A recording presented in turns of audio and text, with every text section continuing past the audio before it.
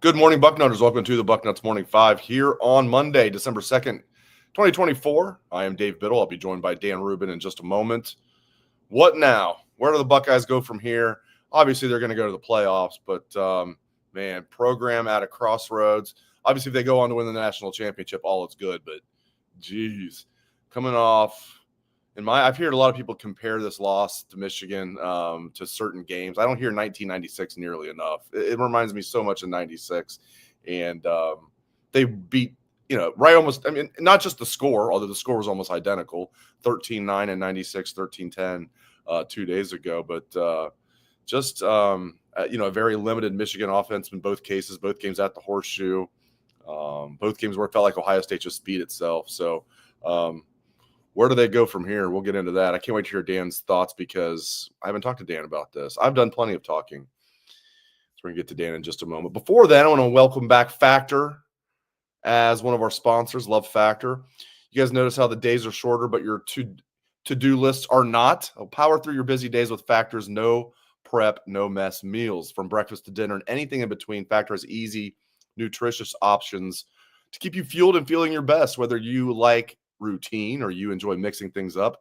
Factor has you covered with 35 different delicious meals every week and over 60 additional convenience options you can add, such as their awesome smoothies. Dan and I love their smoothies. Well, we like them, when we can get one. Our kids tend to drink all the smoothies before we can get many of them, but they're really, really good. Don't let shorter days slow you down. Stay energized with America's #1 ready-to-eat meal delivery service. Seriously, I highly recommend Factor to you guys. The food is high quality. It tastes great. It's never frozen, and it's ready in just 2 minutes. Yeah, as I've told you guys, these are not the microwave meals we grew up on. Some of my favorites are the chicken and mushrooms, the blackened salmon, and the filet mignon. I know now you're hungry. Head to factormeals.com/Bucknuts50. Use code Bucknuts50 to get 50% off your first box and 20% off your next month. That's code Bucknuts50 at factormeals.com/Bucknuts50 to get 50% off your first box, plus 20% off your next month while your subscription is active. All right. Dan, I think I'm going to lead off with this. That was the worst offensive game plan I've ever seen in football. I don't think that's hyperbole. And then what made it even worse than that was it was the least amount of adjustments I've ever seen an offensive coaching staff make. Just awful all around by Chip Kelly, Ryan Day, and everybody on that offensive coaching staff. Good night, everybody. Yep, that is a great way to start and to kind of sum it up from the offensive perspective. I thought about this as you were saying that, Dave. We do some stream of consciousness. I know Pat does one that he does during the game and then posts eventually. It would require some form of NDA, but I should run the stream of consciousness text I received during the game because you would be able to follow what was happening pretty darn well. Dave and I talked about this. Dave was a trooper and did what we heard live immediately after the show, though he did send me a text midway through the third quarter. So post-game show was canceled. And I showed it to my son and said, I'm not responding to that on the off chance that it's true. That's how bad things were going. So I'm going to give you my personal journey through the game. I know people love my digressions and such, but I thought maybe some people will find this cathartic, I hope, because it was an experience. My youngest son came to me 10 days before the game and said, Dad, I'd really like to go to the game. And he said it that way because he's well-trained. And I said, son, you don't just go to the game. You can't get tickets and yada, yada. But I figured this version of the game, the one where my son and I would be virtually guaranteed to see a glorious win, I'd make a call. And thankfully, the combination of that's a stepper. All the best owner, Mr. Bucknuts, again, all the best delicatessen, on Far Hills, catty corner from the DLM, in Centerville, where Kettering turns into Centerville. If you want to drown your sorrows in some delicious meats, the pastrami sandwich there is addictive. And I am a member of Pastrami's Anonymous and can tell you that. But also, Gary Schottenstein kicked in, and all of a sudden, I got to go to the game. And here is me and my son. Look at that scene, if you could, for a second. For a split second, this is pregame. Look at that scene. That is the Roman Coliseum modern, man. Look at the sun. I mean, you can't see it, but look at the sky. Yeah, the sky is beautiful, man. Now, yeah, if you can see, I have on about 12 layers, not an exaggeration.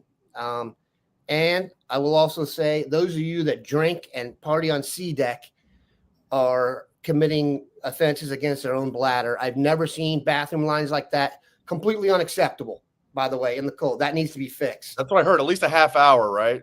Waiting. Your boy couldn't do it. I went back and did mind over matter. And I'm told not just at halftime, but like if you went like let's say midway through the second quarter, try to go to the bathroom, you're waiting a half hour. Is that right? That's amazing. I attempted to go midway through the second quarter. It was so bad. There was a line going in the outdoor and a line going in the indoor, and there was a brawl, and the cops had to come in and move everyone from the outdoor to the indoor, and that had another 30 minutes. So I just went back and froze my nards off. Now let me get to my observations. Before the game, someone on Michigan's team got stretchered off during warmups. Did you know this? Somebody got stretchered off? One of the Michigan players, I think it was a lineman. I don't think he's a starter. When they're running, you're like your lockups and you're, hey, this is just getting thud ups. Dude goes down, stretcher comes out. So I'm like, oh, that's an omen right there. Okay, that's one omen. Opening kickoff. Yeah. And then this.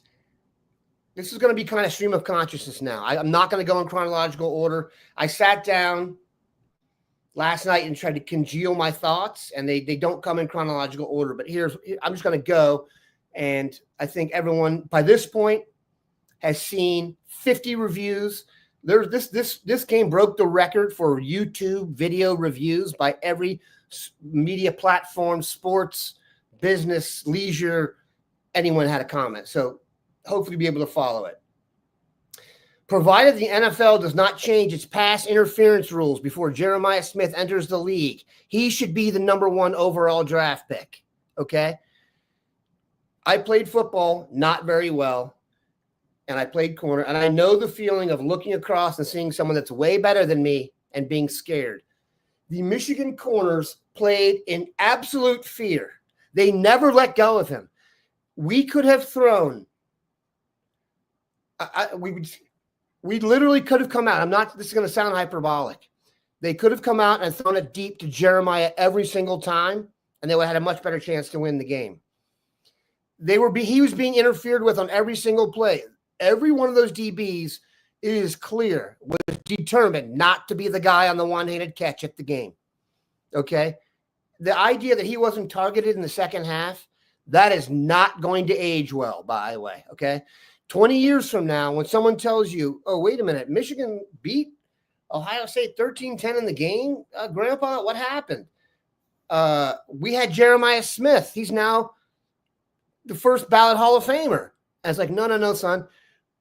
We didn't target him in the second half. I was like, what do you mean? He was on the team. Jeremiah Smith was on the team. The guy who's considered the best receiver in the NFL. No, stop. You think you know more than the coaches. We didn't target him in the second half. Not he didn't have a catch. He wasn't targeted. Let that sit there for a second. That is not going to age well, man. That might be the one thing when this thing is talked about 25 years from now that gets brought up the most. Especially his reputation is not going this way. Go ahead. Let me jump in real quick. Let me jump in because then I'll let you go. Especially, it'd be bad regardless, especially when you keep ramming your head against a wall, running up the middle just to try and prove a point. It's that I almost understand going into the game saying, all right, not only are we going to win, we're going to win the rushing battle too. When it became evident you couldn't do that, that's when you make adjustments. They didn't do it. So they came in with the worst offensive game plan I've ever seen. But what made it worse was the lack of adjustments. There was no adjustment. They just kept deciding we're going to run up the middle for 1 yard to carry and not give Jeremiah Smith a target the entire second half. It was an absolute coaching malpractice performance from Ryan Day and Chip Kelly.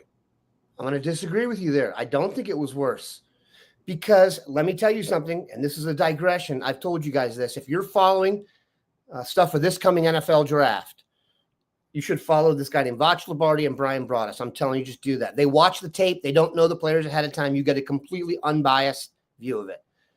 They cannot rave enough about Mason Graham and Kenneth Grant. They went out of their way to tell Cowboys fans that he's not Mozzie Smith. They don't really like Will Johnson as much. They think Colston Loveland is overrated. Those two guys were not even in the game. The only two high-level elite players on Michigan's team that played in the game played defensive tackle, both of them. Both of them. And that was where we went with the ball. That is dumber than not making adjustments. I'm sorry. That makes no sense. That's the one that makes no sense. We're saying the same thing, though. We're saying the same thing. Yeah, I mean, trying to run at them stupid is the original idea. It makes no sense. To like keep doing it, though. It's like the definition of insanity. Trying the same thing over and over again, expecting a different result, which is not really the definition of insanity. But it gets. I heard you say that on Scotty Vegas. It's the point home. Yeah, people think that actually is the definition of it. It's actually not, but it drives the point home very well. I think we're saying the same thing, man. Like it's just, however you look at it, it's insane to try and run at Mason Graham and Kenneth Grant. A, when it's proven you can't do it.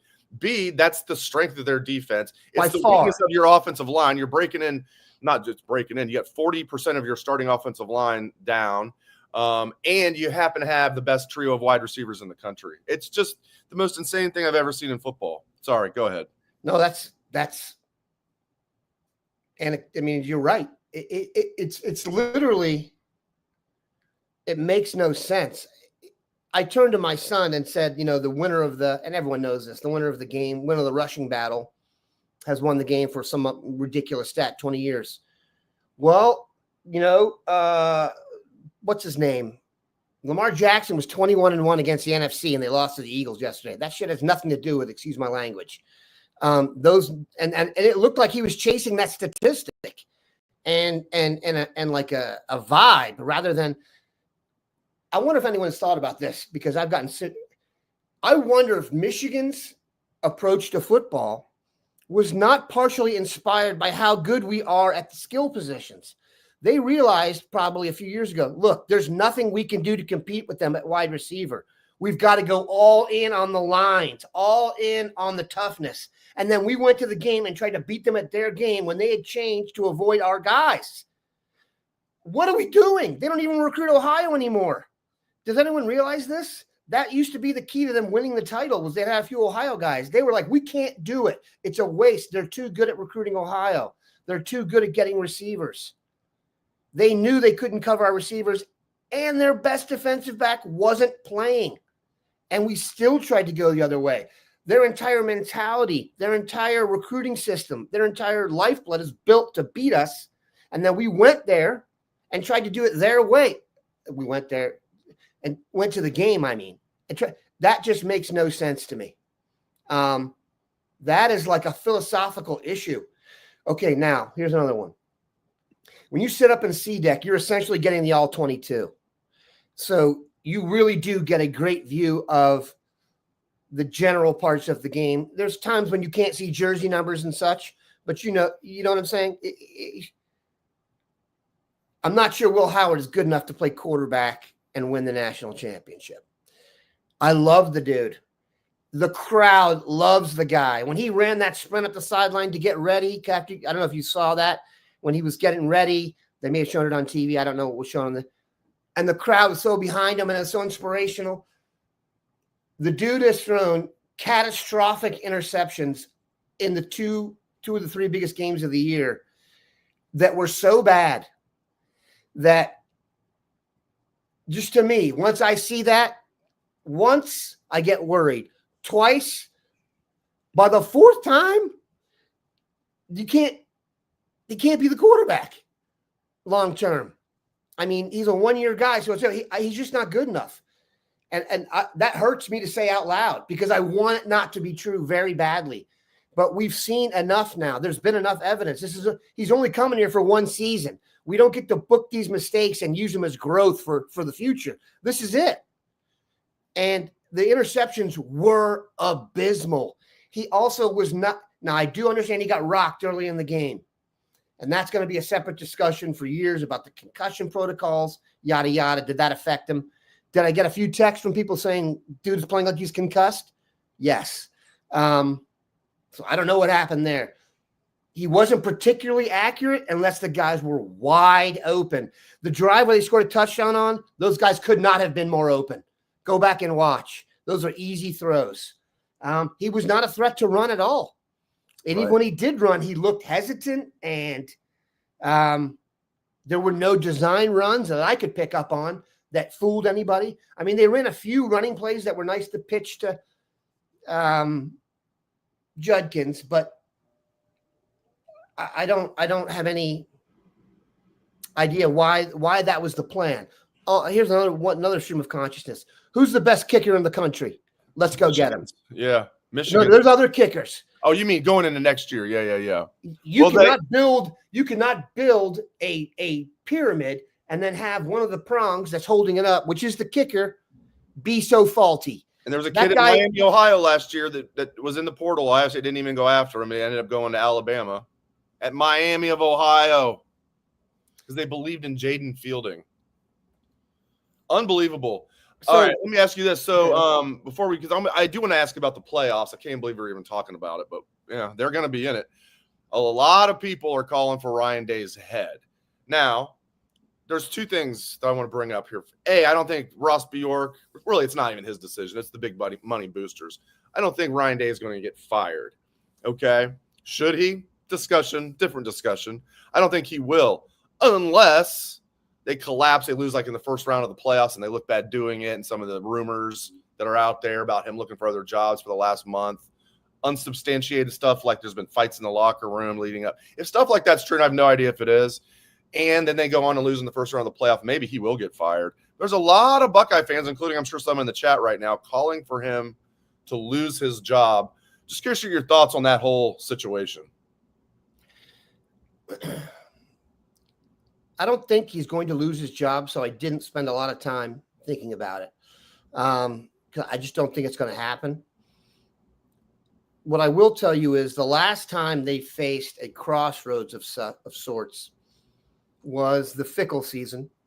By the way, I will say this. If Wisconsin was doing what Indiana was doing this year, they would be under a ton of pressure. A ton. Yeah. So if they were 9-3, maybe. But you know what I'm saying? If Fickle was really shown that he could do it, right, I think the fans would be calling for it. So the last time this happened,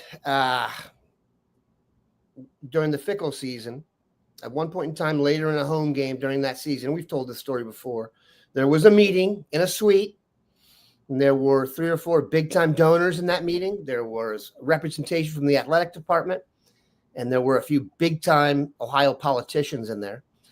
And the question was asked, can this coach, being Fickle, win a Big Ten championship? And they said, yes, they think he probably could.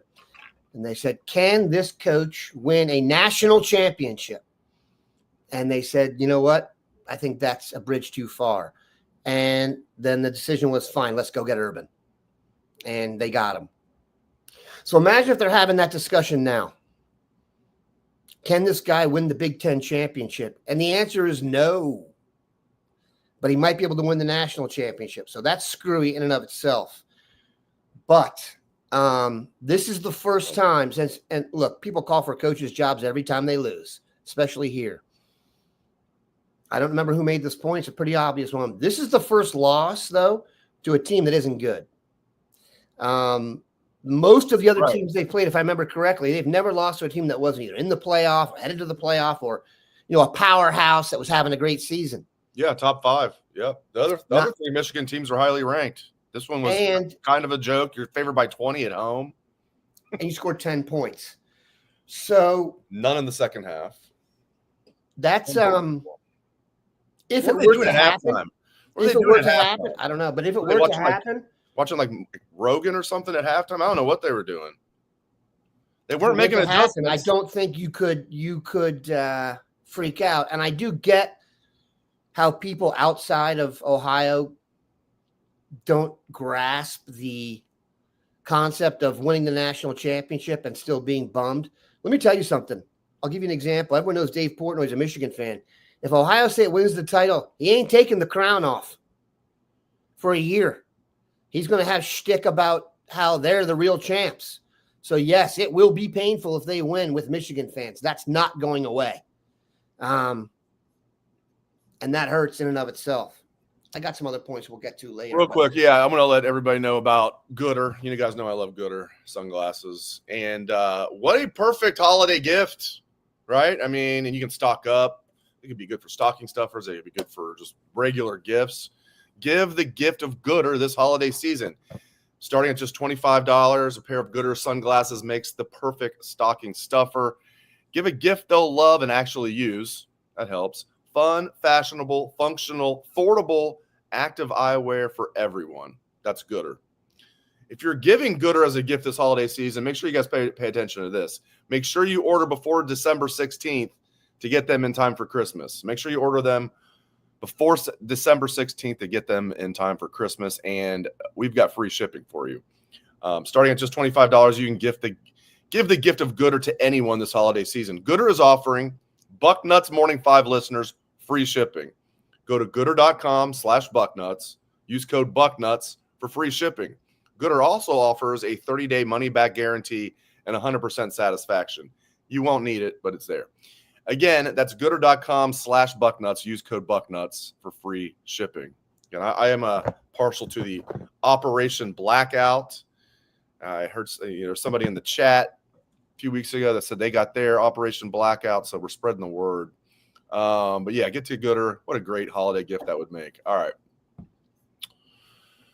Playoffs. We're talking about playoffs. They can't even beat Michigan. We're talking about playoffs. Yeah, we're talking about playoffs. They're going to make the playoffs. In fact, they'll host a first-round playoff game. They're not going to drop to ninth. They're not going to drop to ninth. As much as we're ticked off right now, 10-2, Ohio State's going to be either 6th, 7th, or 8th.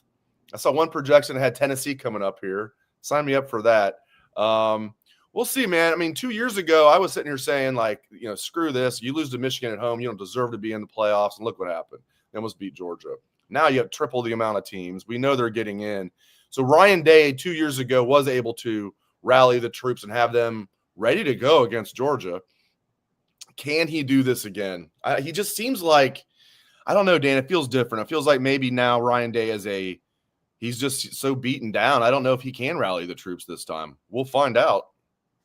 I would say to the troops that you're playing for something just as big, and that's your NFL future. Every one of those guys is in tune to that. So that's the part we kind of don't figure in there, that it's a big deal to these guys to put good stuff on tape. So for their sake, I would hope they approach this with professionalism so they don't affect their stock. What goes on and how he motivates the team at this point, it's hard to put into context, Dave, because there's never been a team that I've followed that came back for one game like this, and I put that in air quotes, to not, come through. So it's a pretty big deal. Are they lucky? A little bit that the things have changed. It is not the old system. This is going to happen. Teams are going to lose. There's going to be a team that's going to lose their conference championship game and win the national title. That's going to happen. A lot more like college basketball now. I heard somebody on our, there's some people now that are trying to be glass half full. They're like, there's a guy on our Bucknuts board this morning who's a big Kentucky basketball fan. At least he says he follows Kentucky basketball, loves Ohio State football. He said Kentucky's done this for years. And he pointed out, he's like, remember our Ohio State's awesome team that Kentucky upset in the Sweet 16? I'm like, yeah, I do remember that. I was there covering it in beautiful Newark, New Jersey. Kentucky was like a 4 seed. Ohio State was the number 1 overall seed. Kentucky got hot. It's more like college basketball now. It's just weird for us. Excuse me. It's a loser argument to say out loud, but there's some validity to it, that winning the national championship, getting 3 weeks off and not having to play Oregon again, that will help you physically. Mentally, I'm not sure. Right. But that's not really an arguable point. If you get 3 weeks off, you're going to be more fresh for the next game. I'm not sure how that could be argued, but what they do between now and then from a mental perspective, obviously is more big of a deal. And keep in mind, a lot of stuff's going to go on between now and then. The friggin' portal's opening up. Signing day comes through. There's going to be other games and such to affect the playoffs. So the spotlight will come off Ohio State a little bit. They'll kind of be out of sight, out of mind here to some extent. And like you said, I'm not sure I heard say this, but they made a great point. You can make an argument the best game Day has ever coached was the Georgia game that they lost. So they're in that similar situation now. Till the very end when he went way too conservative and didn't get a closer field goal. But yeah, up until then, and he had his guys ready to go, which was the real question is, Dave, is it realistic for us to – this team has not played a great game this season. I come on here every week and ask them not to turn it over and get off to a good start, and they can't score. They can't open a game, touchdown, and they deferred the kickoff. It was beautiful. 3-and-out, touchdown, 3-and-out, touchdown. It was over. When they went down the field, the second field goal that Fielding missed, I believe they had three. It was a 3-and-out field goals after scoring. The guy next to me was like, "You got to go for the touchdown." I said, "Dude, 13-0. It's over. If Fielding makes either of those field goals, it's over. They can't move the ball. They can't score." Now, how they let Khalil Mullings bust out for that one run and such will go down in history. But I really think at 13-10, it's pretty much over. So Michigan's first two scoring drives, I might have this backwards, 3 yards and 2 yards. It might have been 2 yards and 3 yards. One was a touchdown drive after that horrible Will Howard interception. And by the way, that was before he got concussed. Allegedly, he's concussed. If he was concussed, he should have come back in the game. So their first two scoring drives, 2 yards, 3 yards. They did exactly what you said they couldn't do.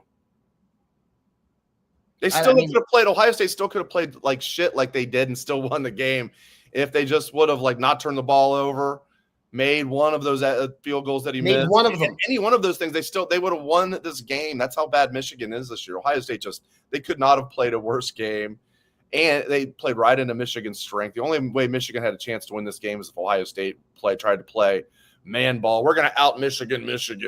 It's just so stupid. It just got in Day's head so much about you got to win the rushing battle. You got to be tougher than Michigan. Just win the freaking game, man. No one's going to. One thing I do know. Win the freaking game. Every single college football player was watching this game and then decided they were going to go out and brawl as well. I've never seen anything like that. Have you ever seen anything like – I was like, oh, my God, Ohio State's going to – first of all, I will say this. Once the brawl started, the crowd stopped moving out. So if you wanted to watch it or not, you had to. And I saw Sonny Styles run away from the crowd. And I said to my son, he just got pepper sprayed. There's a certain way people react when they get pepper sprayed. They run, they have their hands over their face, and then they hit their knees.